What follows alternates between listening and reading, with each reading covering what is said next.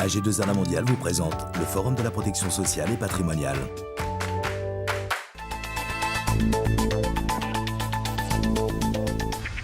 Comment l'entreprise doit-elle mettre en place la généralisation de la mutuelle santé?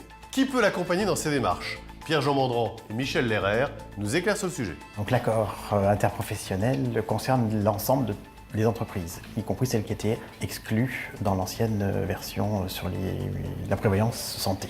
C'est-à-dire toutes les entreprises, PME, grandes entreprises, petites entreprises, etc. Puisqu'on va devoir effectivement vérifier les contenus des accords qui ont précédemment été établis. Profession libérale aussi pour cette fois-ci. Ils vont devoir effectivement mettre en place dans leur structure des contrats prévoyance santé mutuelle et donc effectivement cotiser pour l'ensemble de leurs salariés à ces contrats de prévoyance. Je pense qu'on a à peu près 30% d'entreprises qui n'ont pas de contrat de prévoyance santé. Le vécu de ma société en ce qui concerne la mutuelle vient du fait que, en tant que petite entreprise, la préoccupation c'était en même temps de reconnaître l'engagement, l'implication des équipes, mais tenir compte de réalités économiques en réfléchissant à un mode alternatif à la simple augmentation de salaire.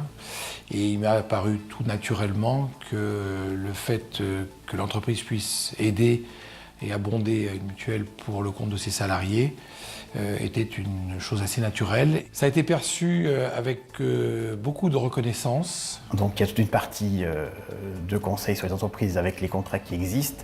Et puis nous aurons l'obligation effectivement de commencer à mettre en application ou à traiter des dossiers pour des gens qui n'ont absolument aucun accord au jour d'aujourd'hui. Après la période estivale, nous retrouverons Florence Duprasséry et Joël Legal qui aborderont les contrats santé responsables.